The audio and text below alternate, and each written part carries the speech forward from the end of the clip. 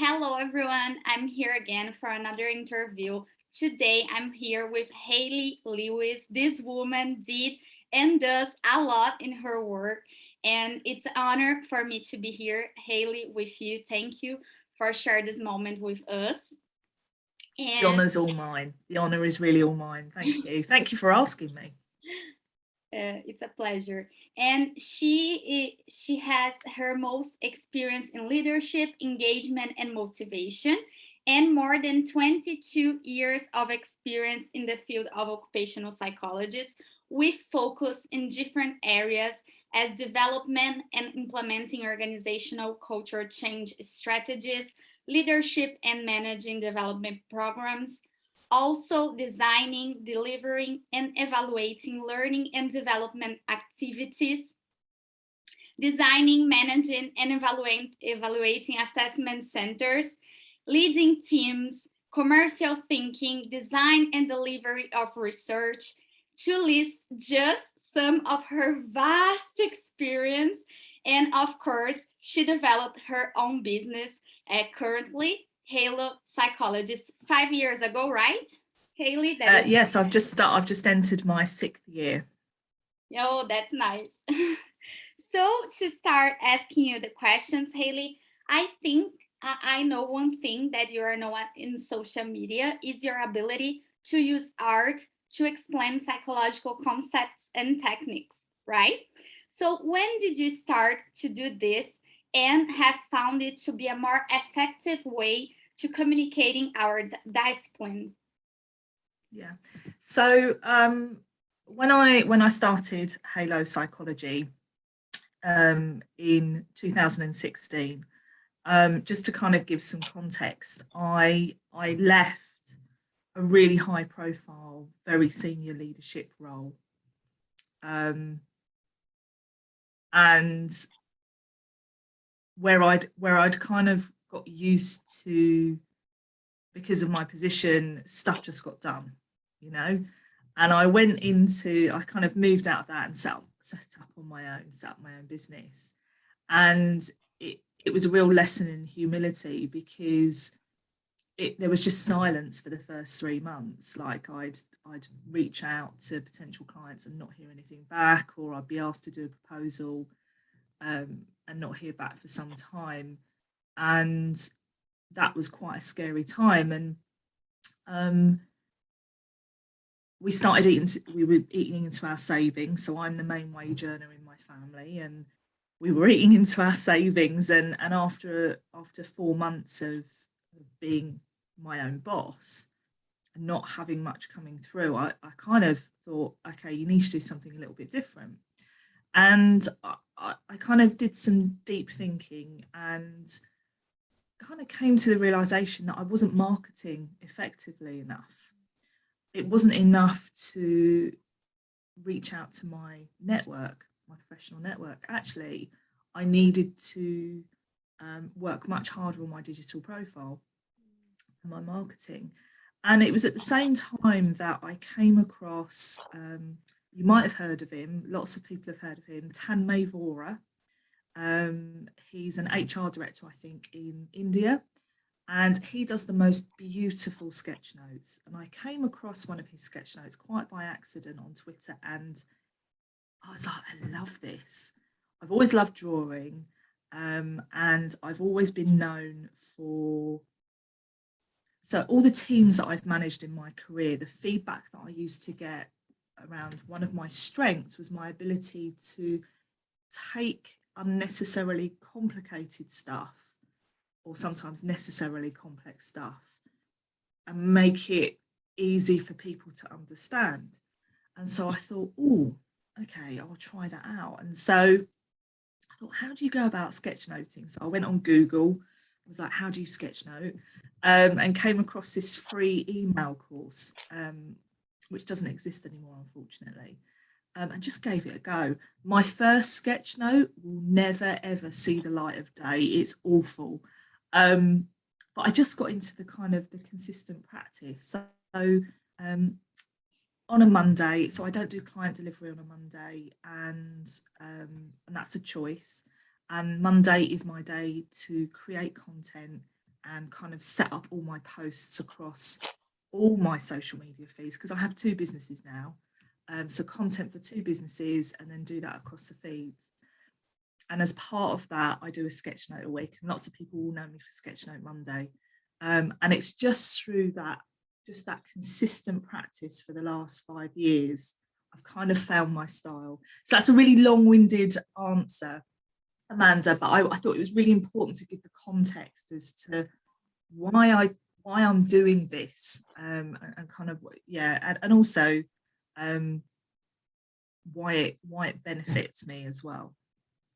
Yeah, that's nice. No, that's amazing, because you tell your history, how you start with something and how you continue with it. And I think everyone wants to know this human aspects of history and of involving in activities in your own way, right?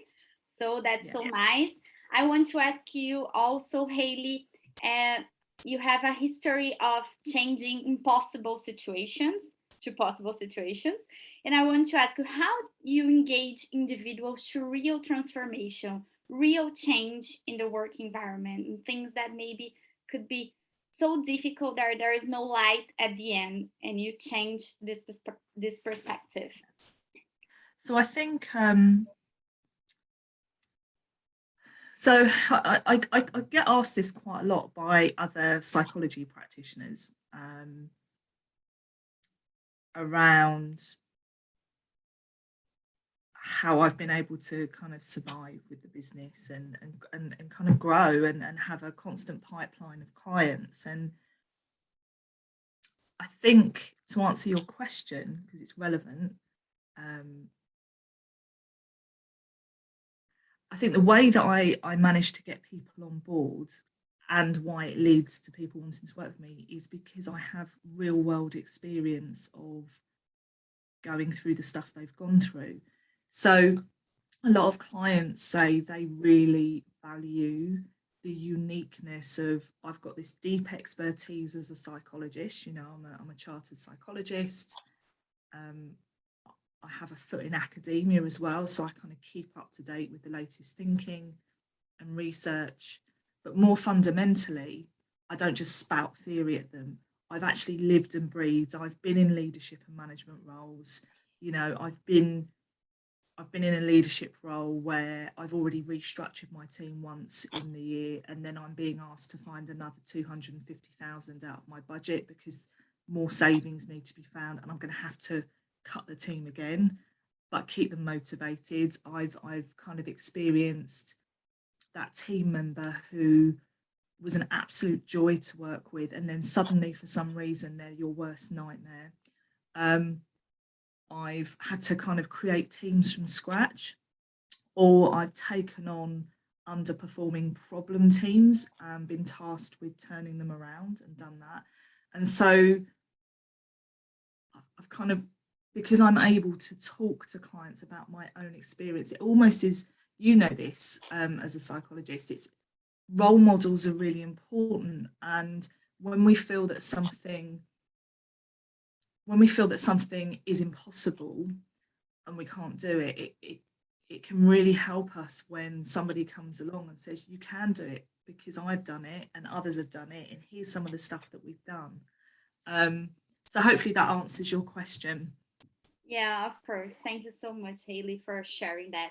And I want to also ask you about the abilities and skills needed to think strategically, in a strategic way. So not just considering the long term that we need to consider in organizations, but also looking for the short term time in a world with constant changes. So we need to think in both terms to not discontinuate the process of thinking strategically. Yeah. So this is something that I say to lots of students. So I teach at several universities on the masters in Psych programs, and I always say to students, it's not enough. You have to be, I think, to be a really good psychology practitioner, you have to be curious about the world, and you have to pay attention to what's going on in a broader sense. It's not enough to just kind of read stuff about psychology or really narrow work psychology. It's not enough to read the Journal of Occupational and Organisational Psychology. You've got to think and read much more widely. So I always say to students, pay attention to and read news and consume news about technological changes, societal issues, economic issues. We have to be paying attention to that. Read the Financial Times, read a variety of things. But also when you're working in or with organisations, look at the variety of information and data.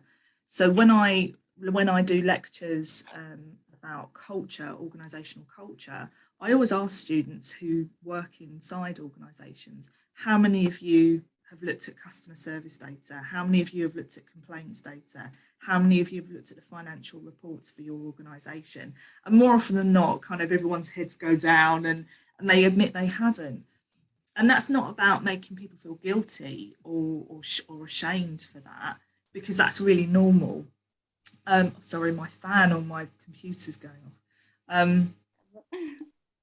But it's just raising the fact that to be a good practitioner working in a strategic space, particularly if your aim is to work at board level, you've got to be paying attention to that stuff and interested and asking questions about that stuff.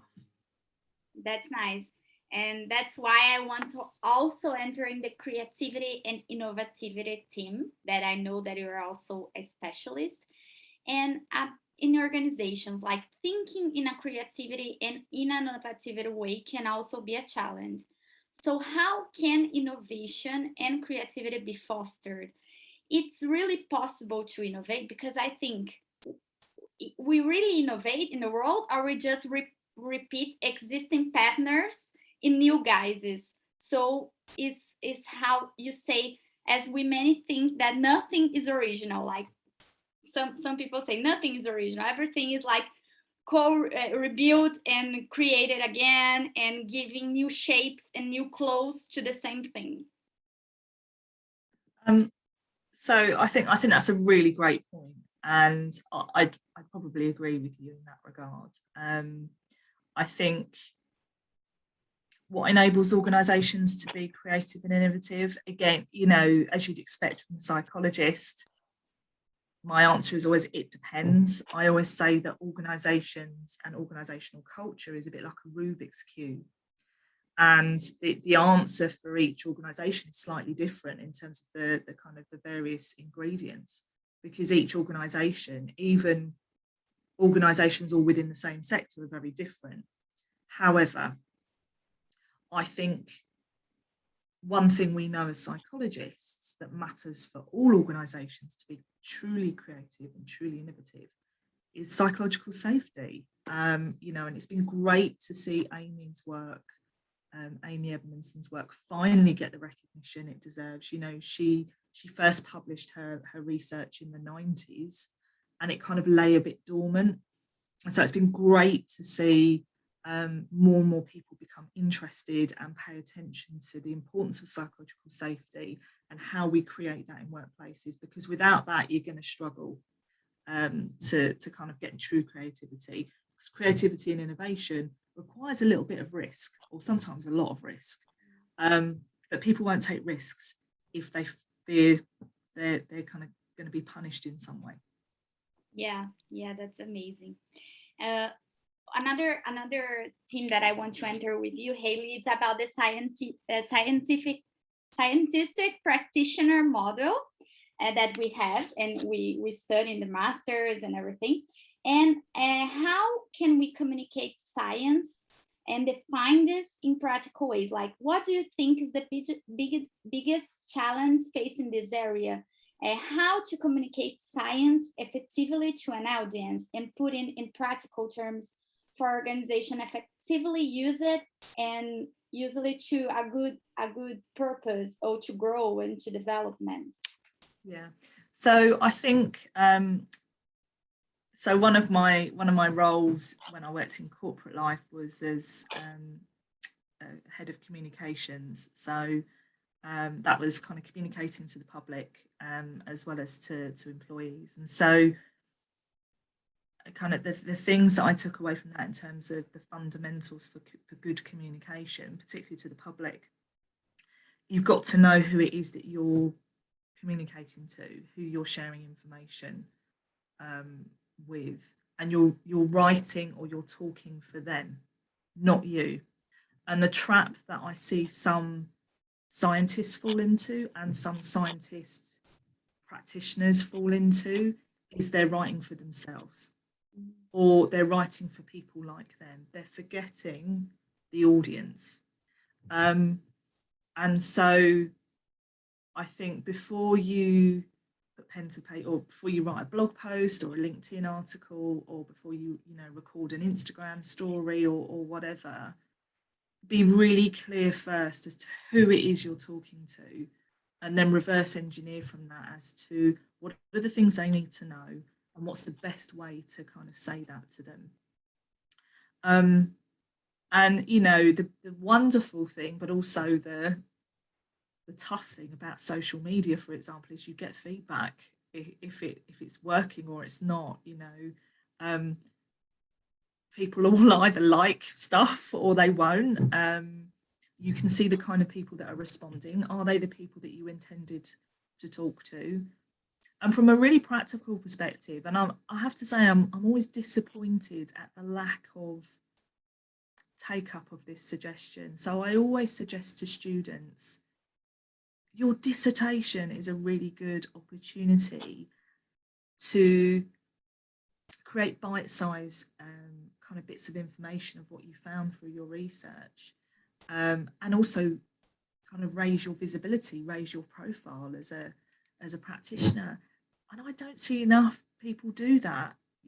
I'm a supervisor for lots of dissertations, and I see some amazing work. And I always say to the students, start to think about how you can let people know about what you know, and very few people do it. Yeah, that's an amazing tip for students, because when we are starting our career, we have fears, we have anxieties, we don't know actually how to put ourselves into the business, into the world. So that's nice, because we need to like take risks, like you said. Yeah. Be in the and there's plenty of people, you've got the wonderful Nikita, and there's, I think there's a really wonderful supportive community of experienced psychologists that I see on LinkedIn, and we really want to kind of help those who are kind of starting their careers and pull them up.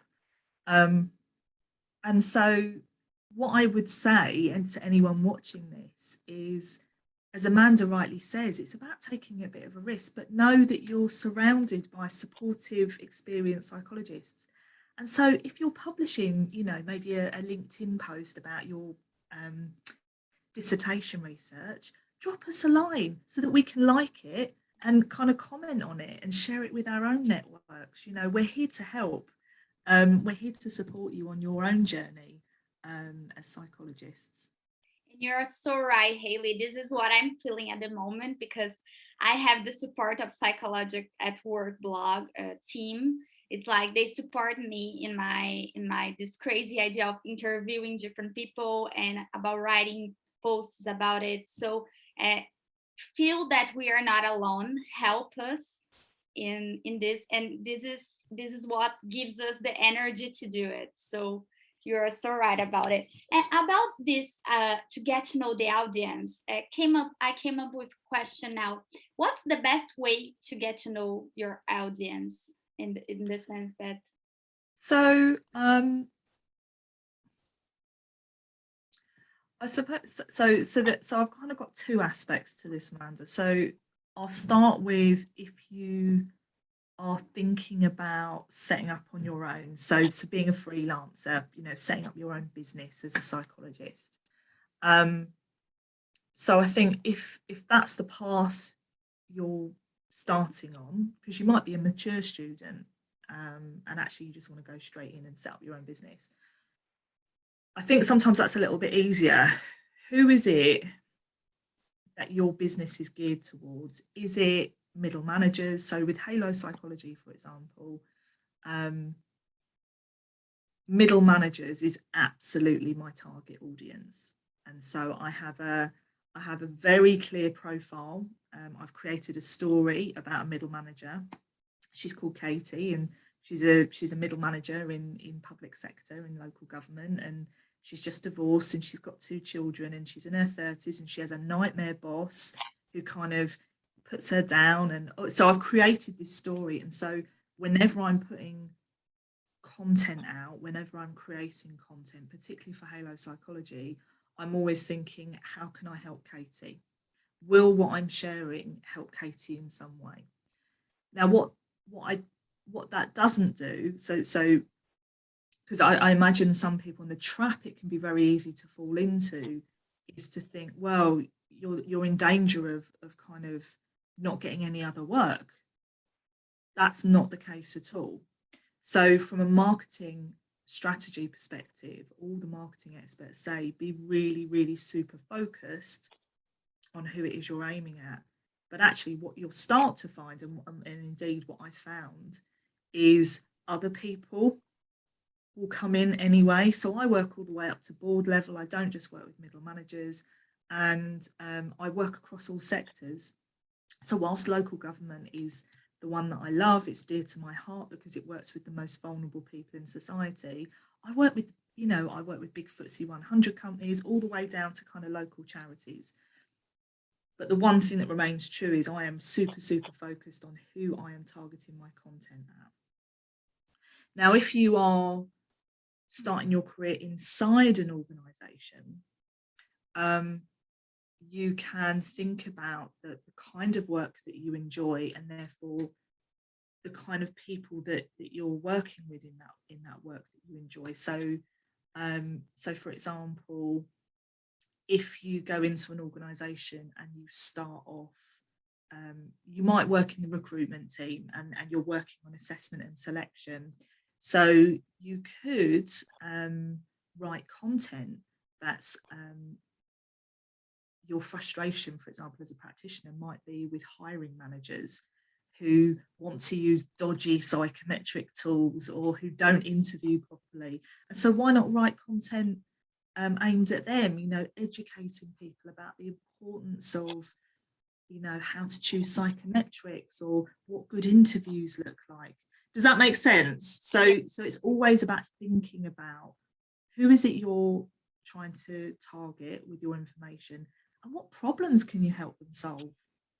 That's really what we're here to do as psychologists, to help people solve real world problems in the workplace. So what are the problems that you see come up in the work that you do, or that you might be interested in getting involved with?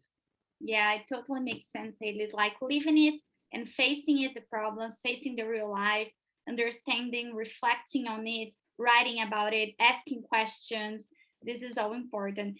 And I'm so sad that we are finishing our interview, but I have the last question for you. And I cannot finish without talking about women in leadership positions. We know that the likelihood of women being promoted to leadership positions compared to men is low, statistically speaking. How do you do who have reached a leadership role see these fundamental problems in the role in the today's world? What are the enablers and inhibitors within companies for human to attain greater positions? And to finalize it, I want to ask you also what strategies and challenges women who attain leadership position have in the practical world. That I know that you are a human that face a leadership position, and this is for me much honor to be here with you. And I want to know more about your experience in that, and what can you help telling women about this role. Yeah, okay, so thank you. So a lot of my work, well, my whole career actually has been regardless of kind of what I've done, whether it's assessment and selection or leadership development. I've always, I'm a feminist. I've always been passionate about supporting women and helping them find their voice in through their work and in their organisations. I've got a very clear sense of justice, and when I see injustice, I've been like that ever since I was a little girl in the playground. And so that's kind of one of my core values. And so in terms of the work that I've done and that I continue to do, so I do a lot of one-on-one work with women in leadership positions. So they might be at board level or aspiring to kind of go into board level. One of the most common barriers that comes up time and time again across kind of coaching sessions or workshops, which probably is no surprise to you, is a lot of the women that I work with talk about feeling like an imposter. So imposter phenomenon, which is actually what it's called, not imposter syndrome. Imposter phenomenon pops up, and a lack of confidence. Now, here's the thing. And I'm always really careful to caveat this with my clients, but also the organisations that I work with. You can't just work at the individual level. So it's not about fixing the woman so that she becomes more confident. Yes, there's an element of that, but unless we look at the structural and systemic issues in an organisation, the same crap will keep happening time and time again. Women will continue to feel less than, will continue to feel like they don't deserve a seat at the table. So you have to do kind of both at the same time. I've been approached by a global organisation recently, actually, and I was talking to their director of talent, and they were saying, we want to do a women in leadership program. We'd like to do some masterclasses. We'd like to cover stuff like how to build your executive presence, how to build your confidence. Fine. I said to the client, what's the evidence that suggests those are the masterclasses that are needed? And they admitted, actually, there isn't evidence. It's something that they thought, actually, this would be nice to run. And so actually what's now happening as a result is we're going to do another piece of work first. I'm an evidence-based practitioner. And so I've said to the talent director, we need to find out what's happening at the moment. So I'm going to be running some focus groups and doing some interviews with groups of women and groups of men to understand what the current situation is for women, both in leadership positions, but who also want to progress into leadership. What are the things that help them in the organisation that we need to keep? But what are the hurdles? What are the barriers? And that's then our starting place for, okay, this is what a good programme will look like. So I think for anyone watching this, our job is not just to go with what the client necessarily wants. We should always be starting from a place of evidence. So that hopefully gives you some context in terms of some of the stuff that I'm dealing with. The stuff that comes up time and time again is around imposter phenomenon and confidence. But actually, it's more fundamental than that. There's something going on in the wider organisation. In terms of my own experience, so I held a variety of leadership positions, and I experienced for myself firsthand the whole double bind phenomenon. And that is where, as you know, women in leadership, if you behave in a stereotypically masculine way, so assertive, influencing, exerting your power, you are penalised in some way and kept in your place because you are not conforming to proper feminine behaviour. But if you behave in a stereotypically feminine way, I don't necessarily agree with this, but, compassion, kind, all that stuff, you are also penalised for not being an effective leader. So you're kind of damned if you do and damned if you don't. And it was always really interesting to me, the feedback that I'd get from more senior leaders, so all the way up to board level, particularly the males, where some would say you're far too hard. You know, I even got called I'm hoping it's okay to say this, you can always edit it out. You know, I even got called a ball breaker. You're a bit of a ball breaker, aren't you? It's like, and then on the other hand, I then got feedback going, you're far too soft with your team. You care about them too much. And so it's like, you know, what am I meant to do? And so this is why I always say to organisations, you can't support women in leadership without working with the men too, because men need to be allies. And so, yeah, that's based on my own experience, the good old double bind. Oh, that's amazing, Hayley. Thank you so much for sharing and for empowering you women, because I'm sure that you here with me and in our interview are going to empower another women to see that besides all the problems and challenges that you need to face it's possible to be there, to sit on the table and to say, I have something important to say and you can listen to me and you have to listen to me. So that's nice. I love our interview and our chat. I hope you enjoy it. I've really enjoyed it. Thank you. Thank you for asking me. It was amazing for me, an honor, like I repeat lots of times. And you empower me like to also to feel in my way. So thank you so much for that. You're welcome. And I wish you all the good luck and continue showing people, showing the world what women can do.